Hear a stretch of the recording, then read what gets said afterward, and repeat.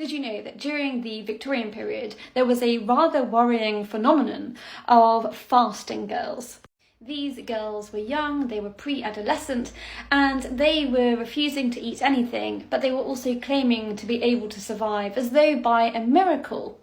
These fasting girls claimed that they were surviving due to God's intervention, so religious miracles, and also through magical powers. In fact, this phenomenon was actually the centre of a Netflix film called The Wonder, and this girl here claimed to be able to survive without food or nourishment for months.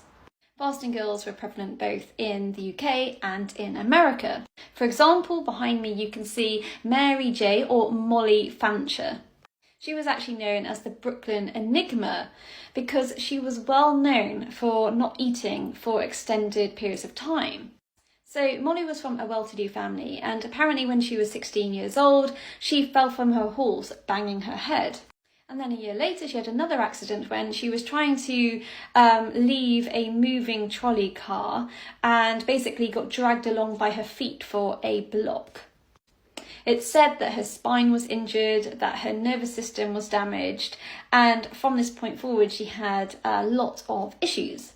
From this point forward, she basically started abstaining from food, and it became such a phenomenon that she became famous because people didn't know how she was still surviving. So this, apparently, is after she'd been abstaining from food for 5 months. She actually never left her bed again and became an adult, and she died in 1916 without her claims ever being verified. The case of Sarah Jacobs is a lot more sinister.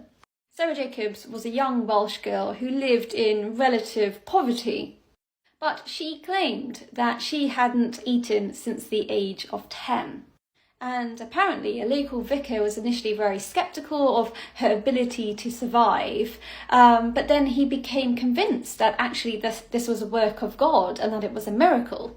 This is the house that Sarah Jacobs lived in. And then during this period while she was fasting and not eating, she received a lot of publicity as being a miracle child, and so lots of gifts and donations were given to her and her family. However, of course, this was the Victorian age and science was very much part of it. And so doctors and scientists began to become a lot more sceptical about her ability not to eat and survive. It wasn't physically possible. And so it was decided that she would be essentially put under the test. So she was made to go and stay at a hospital, Guy's Hospital, and there she was monitored 24/7 by nurses. Of course, the girl didn't eat, but after 2 weeks, she was showing signs of starvation. The family vicar told her parents that she was dying, and yet they said to do nothing. They said that it was a miracle and that God would save her. But this poor girl wasn't a miracle, she was simply starving herself. And the pressure to keep going was relentless, and she unfortunately eventually died. Sarah was only 12 years old, and nobody had stepped in to save her. It was actually found out in the last few days before she died that she'd only been surviving at home because she'd been consuming secretly tiny amounts of food just to prevent her from dying. These are her parents, and her parents were convicted of manslaughter because they had let their daughter die, and they were sentenced to hard labour.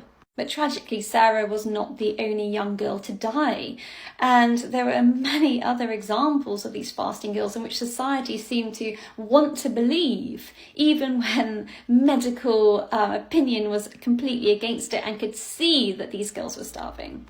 Some historians actually now believe that this phenomenon was a very early example of anorexia nervosa.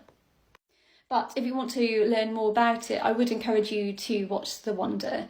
It is a very atmospheric film, and you can see how religion becomes really dangerous, especially when it comes to a young girl's life.